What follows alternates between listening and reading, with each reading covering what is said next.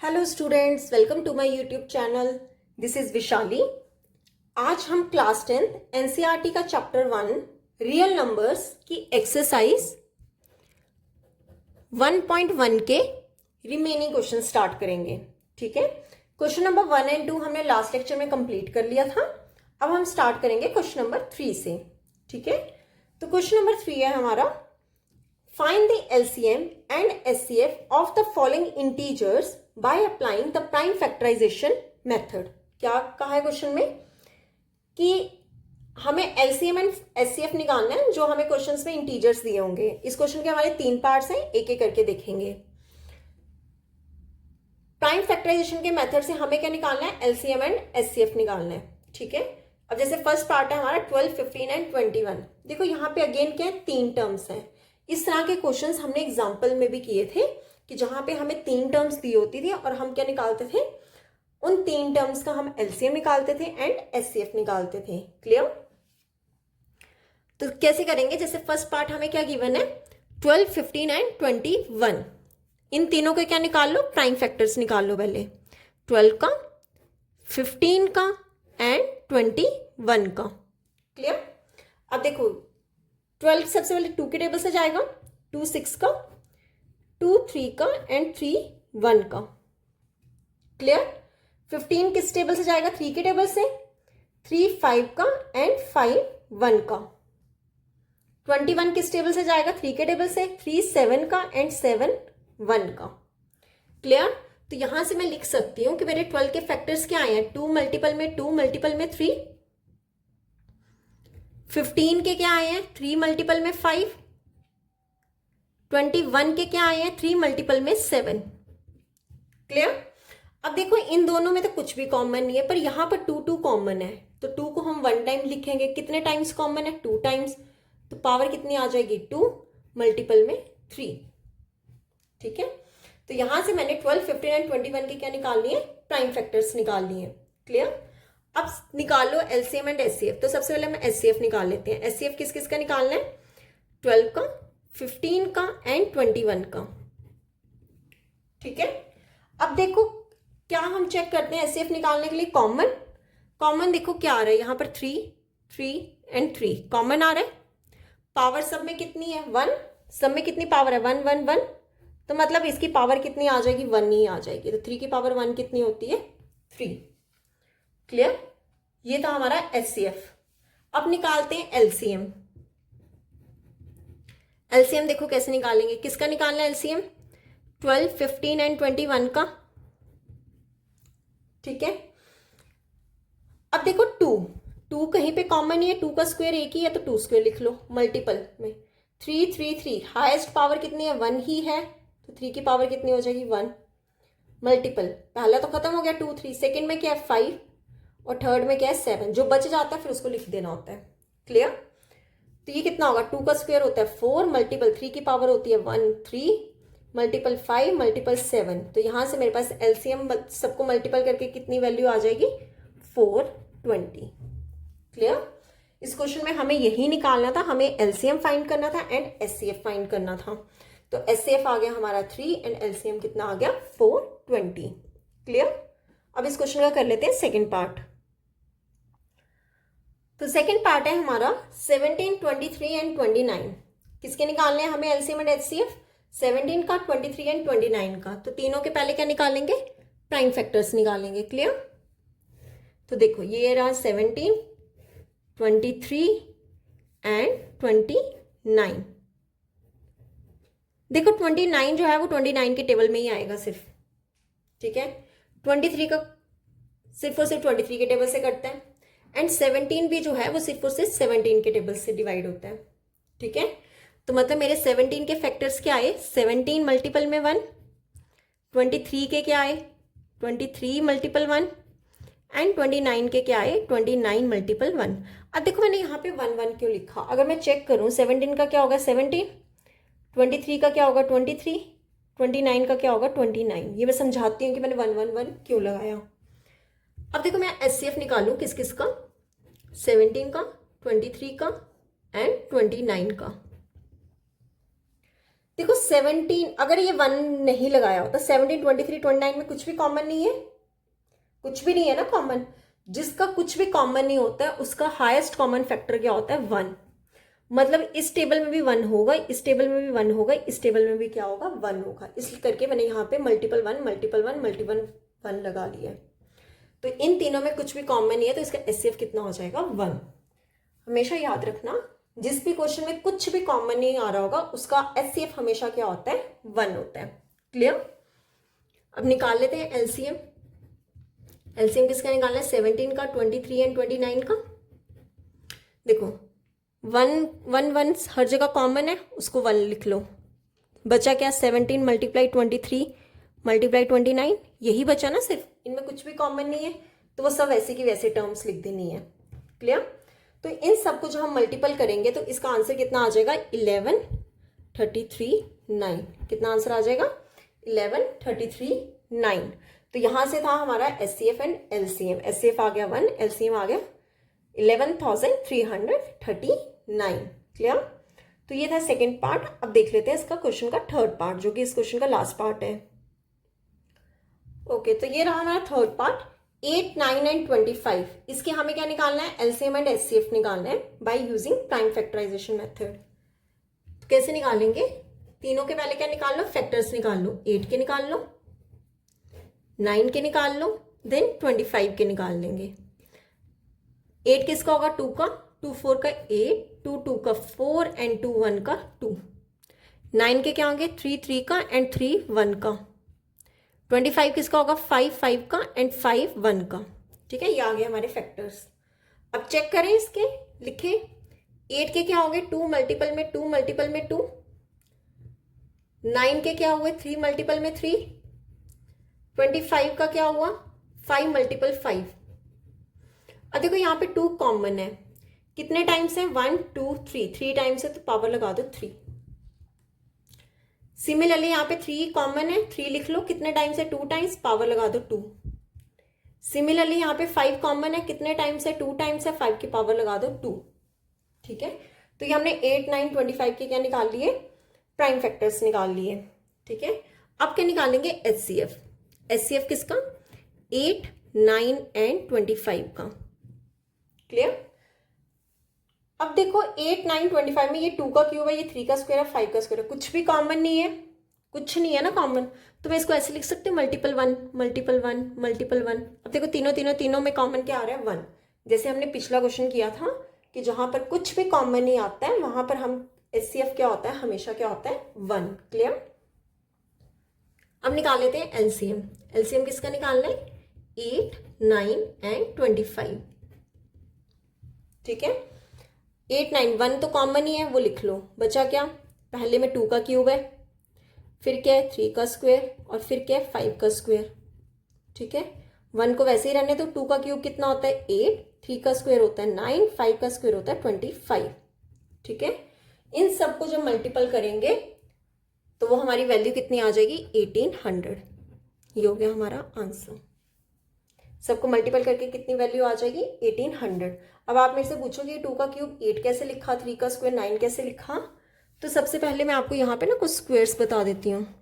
जैसे 1 का स्क्वायर हमेशा होता है 1, 2 का स्क्वायर होता है 4, 3 का स्क्वायर होता है 9, 4 का स्क्वायर 5 का स्क्वायर, 6 का स्क्वायर 7 का स्क्वायर, 8 का स्क्वायर 9 का स्क्वायर, 10 का स्क्वायर। ये आपको थोड़े से स्क्वायर ना आते होने चाहिए, तो आप डायरेक्ट वैल्यूज पुट कर सकते हो। 4 का स्क्वायर होता है 16, 5 का स्क्वायर होता है 25, 6 का स्क्वायर होता है 36, 7 का स्क्वायर होता है 49, 8 का स्क्वायर होता है 64, 9 का स्क्वायर होता है 81 एंड 10 का स्क्वायर होता है 100।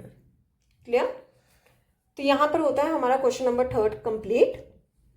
तो अब स्टार्ट करते हैं क्वेश्चन नंबर 4। ओके, तो क्वेश्चन नंबर 4 है हमारा, given that HCF of 306 and 657 कितना है? 9। Find LCM of 306 and 657। देखो इस तरह की ना मैंने आपको एक एग्जांपल करवाई थी इंट्रोडक्शन में, जहां पे हमने रिलेशन पढ़ा था एचसीएफ एंड एलसीएम का। ठीक है, तो ये हमारा क्वेश्चन उसी तरह का ही है कि हमें दिया क्या है? एचसीएफ दिया है किन्हीं 2 नंबर्स का। वो 2 नंबर्स कौन से? एक नंबर है हमारा 306, एंड सेकेंड नंबर है हमारा 657। तो इन दोनों नंबर्स का हमें एचसीएफ कितना दिया 9, और हमें क्या फाइंड करना है, एलसीएम करना है इन दोनों नंबर्स का। ठीक है, बहुत इजी क्वेश्चन है। हमने क्या फॉर्मूला पढ़ा था, एलसीएम मल्टीपल एचसीएफ किसके इक्वल होता है, product of two numbers, product of two numbers. हमें एलसीएम क्या करना है, फाइंड करना है, मल्टीप्लाई है बीच में। एचसीएफ की वैल्यू कितनी दी है, एचसीएफ कितना दिया 9, एचसीएफ की वैल्यू पुट कर दी 9, equal to product of two numbers. वो दो नंबर्स कौन से हैं, 306 एंड 657, यही दो नंबर्स है ना, इन दोनों को लिख दो। 306 प्रोडक्ट करना मीन्स मल्टीपल करना है, 306 को किसके साथ, 657 के साथ। क्लियर। अब क्या करो, एलसीएम को यहीं पे रहने दो, क्यों, क्योंकि एलसीएम हमें क्या करना है, फाइंड करना है। 9 को ले जाओ नीचे, तो कितना हो जाएगा, 306 मल्टीप्लाई में 657 डिवाइड में कितना आ जाएगा 9। क्लियर। अब देखो ये 3 के टेबल से कट जाएगा, 3 3 का 9, ये हो जाएगा 102। ठीक है, अब ये गेन 3 के टेबल से कट जाएगा, 3 1 का 3, 3 का 9, 3 4 का 12, 34। मतलब मेरा एलसीएम जो आया वो कितना आया, 34 मल्टीपल में 657। ठीक है, एलसीएम कितना आया, 34 मल्टीपल में 657। तो इन दोनों को मल्टीपल करेंगे तो हमारा आंसर कितना आ जाएगा, 22338। ये हमारा क्या आ जाएगा, आंसर आ जाएगा। ठीक है, एलसीएम निकालने के लिए जब हम इन दोनों का मल्टीपल करेंगे तो हमारे पास क्या आ जाएगा, इसका 22338 क्या आ जाएगा आंसर। बहुत इजी क्वेश्चन था ये, कि हमें एचसीएफ दिया था, दो नंबर्स दिए हुए थे और हमें एलसीएम निकालना था। तो बस हमें ये फॉर्मूला पता होना चाहिए। अगर हमें ये फॉर्मूला नहीं आता तो मतलब ये क्वेश्चन नहीं हो पाएगा। तो एलसीएम इंटू एचसीएफ किसके इक्वल हो गया, product of two numbers. LCM हमने फाइंड करना है, एचसीएफ की वैल्यू 9 पुट कर दो। वो दो नंबर्स कौन से हैं, 306 एंड 657। तो यहाँ से हमारे पास एलसीएम की वैल्यू आ जाएगी 22,338। क्लियर। तो अब कर लेते हैं क्वेश्चन नंबर 5। ओके, तो क्वेश्चन नंबर 5 है हमारा, चेक वेदर 6 की power n can and with the digit 0 for any natural number n। क्या कहा गया है कि जो 6 की पावर n है, ठीक है, n का कोई नंबर होगा, क्या उसकी जो लास्ट डिजिट है वो 0 हो सकती है, n कोई भी नंबर हो सकता है। ठीक है, अगर 6 की पावर में कोई n है तो क्या उसका जो लास्ट डिजिट है वो 0 हो सकता है। देखो ये क्वेश्चन जो है, हमने इस एक्सरसाइज की जो एग्जाम्पल नंबर 1 थी, और जहां पे हमारा क्वेश्चन था 4 की पावर n, ठीक है, हमने किया था। अगर आपने वो वीडियो अभी तक नहीं देखी है तो आप उसे जाके एक बार जरूर देख लेना। बहुत इंपॉर्टेंट क्वेश्चन है ये वाला, प्लस जो वो एग्जाम्पल थी वो भी बहुत ज्यादा इंपॉर्टेंट थी आपके एग्जाम पॉइंट ऑफ व्यू से। ठीक है, तो चेक उसने कहा है कि 6 की जो पावर n है, किसी भी n नेचुरल नंबर के लिए क्या ये कभी इसकी जो n डिजिट है वो 0 हो सकता है। हमें ये चेक करना है कि हो सकता है कि नहीं हो सकता। देखो अगर मैं n को 1 कर दूं, n की पावर 1 कर दूं, तो 6 की पावर 1 कितना होगा 6। अगर मैं n की पावर 2 कर दूं, किसी भी n नेचुरल नंबर 2 कर दूं, 6 का स्क्वायर कितना होगा 36। अगर मैं n की पावर 3 कर दूं तो ये कितना हो जाएगा 216। मतलब हर जगह लास्ट में क्या आ रहा है, 6 6 आ रहा है। सो ऑन 6 की पावर n कोई n नेचुरल नंबर है, क्या उसका लास्ट डिजिट जो है वो 0 हो सकता है, मेरे को ये चेक करना है। ठीक है, देखो मैं आपको इसे एग्जाम्पल से समझाऊं, जिसमें एग्जाम्पल ले लूं 50। ठीक है, 50 को मैं क्या लिख सकती हूँ, 5 मल्टीपल में 10, 5 मल्टीपल में 10 लिख सकती हूँ। और 10 के अगर मैं फैक्टर्स निकालूं तो 2 और 5 होते हैं। 10 के अगर मैं प्राइम फैक्टर्स निकालूं तो क्या होगा, 2 5 का एंड 5 1 का, 2 एंड 5 होंगे। मतलब ये 0, ये जो 10 है, अब ये 50 है, 90 लिखूं, मैं क्या लिखूंगी 9 मल्टीपल 10। 30 होगा तो क्या लिख सकती हूँ 3 मल्टीपल में 10। मतलब वो कोई वैल्यू है, 0 लाने के लिए उसका बीच में क्या होना चाहिए, 2 होना चाहिए और 5 होना चाहिए। 2 और 5 जो है वो जरूर होने चाहिए। अगर किसी नंबर का मैं प्राइम फैक्टर निकालूं और अगर उसमें 2 एंड 5 दोनों आ रहे हैं तो मैं कह सकती हूँ कि जो लास्ट डिजिट होगा वो क्या हो सकता है, 0 हो सकता है। जैसे मैंने बोला 50, ये 0 कब हो सकता है, अगर मैं 50 के फैक्टर्स निकालूं। देखो 50 के अगर फैक्टर्स निकालें तो क्या होगा, 2 25 का, ठीक है, 5 5 का एंड 5 1 का। चेक करो 2 भी आ रहा है 5 भी आ रहा है, मतलब इसका जो एंड डिजिट है वो 0 हो सकता है। एक एग्जाम्पल मैं अगर और समझाऊं, जैसे मैं ले लूँ 60 रहने दो, 70, ठीक है। ये कितना होगा 235 का, 5 7 का एंड 7 1 का, मतलब 2 और 5 दोनों आ रहे हैं, मतलब इसका एंड डिजिट क्या हो सकता है, 0 हो सकता है। तो इस तरह उसने कहा है कि 6 का कोई पावर जो n है, ठीक है, कोई भी नेचुरल नंबर हो सकता है, क्या उसका जो एंड है वो कभी 0 से हो सकता है, क्या कभी उसका एंड 0 हो सकता है, हमें ये चेक करना है। देखो कैसे करेंगे, हम लिखेंगे 6 की पावर n, यहां से तो हमें पता चल गया कि 2 और 5 जो है वो होना जरूरी है लास्ट डिजिट 0 के लिए। तो हम लिखेंगे 6 की power n can and with digit 0 if 2 and 5 both are its prime factors। कि ये जो 6 की पावर n है, ये इसका n डिजिट जो है वो 0 हो सकता है अगर 2 और 5 जो है वो इसके क्या होंगे, प्राइम फैक्टर्स होंगे। तो पहले प्राइम फैक्टर्स चेक कर लेते हैं। देखो 6 के प्राइम फैक्टर्स क्या होंगे, 6 के प्राइम फैक्टर्स क्या होंगे, 2 मल्टीपल में 3, यही प्राइम फैक्टर्स होंगे ना। पर क्वेश्चन में क्या है, 6 की पावर n, मतलब अगर मैं पावर लगा दूं तो इसके ऊपर भी होल पावर n लग जाएगी, ठीक है। तो 6 की पावर n कितना होगा, 2 मल्टीपल में 3 की पावर n, क्लियर।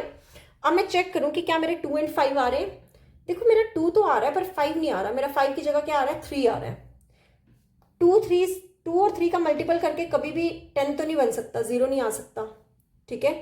तो 2 एंड 5 आना जो है वो दोनों जरूरी है। 2 तो आ रहा है पर 5 नहीं आ रहा है, हमेशा याद रखना 0 आने के लिए 2 एंड 5 दोनों होना जरूरी है। क्या होना चाहिए, दोनों होने बड़े ज्यादा जरूरी है। अगर दोनों में से कोई एक नहीं है तो मतलब उसका जो एंड डिजिट है वो 0 नहीं होगा। मैं चेक करूं, मेरा यहाँ पे 2 तो आ रहा है पर 5 नहीं आ रहा है, तो हम क्या लिखेंगे, since 5 is not present in the prime factors of 6 की पावर n, 5 जो है वो प्रेजेंट नहीं है। अगर वो प्रेजेंट नहीं है तो हम लिख देंगे हेंस 6 की power n can not and with the digit 0। अगर 5 दोनों में से एक नहीं है तो वो डिजिट कभी भी, उसका जो एंड डिजिट होगा वो 0 नहीं होगा, ठीक है। बहुत इंपॉर्टेंट क्वेश्चन है ये भी, और जो हमने इस चैप्टर की एग्जाम्पल की थी वो भी, ठीक है। अगर हमारा 0 तभी आ सकता है अगर एंड डिजिट हमारा 2 एंड 5 होना चाहिए, बोथ 2 एंड 5 होने चाहिए। अगर दोनों में से कोई भी नहीं है तब भी वो 0 से नहीं होगा एंड, अगर दोनों में से एक है और एक नहीं है तब भी वो कभी 0 नहीं होगा। तो यहाँ पे हमने देखा कि 5 नहीं है तो हम कह देंगे देयरफॉर 6 की power n can not and with the digit 0, clear. तो आज हम क्वेश्चंस यही तक ही करेंगे। नेक्स्ट लेक्चर में हमारे इस एक्सरसाइज के 2 क्वेश्चंस रह गए हैं, वो हम नेक्स्ट लेक्चर में कंप्लीट कर लेंगे। अगर यहाँ तक आपको कोई भी डाउट होगा तो आप मुझे कमेंट सेक्शन में पूछ सकते हो। और अगर आपको वीडियोस अच्छी लग रही हैं तो please like share and subscribe my channel. Thank you.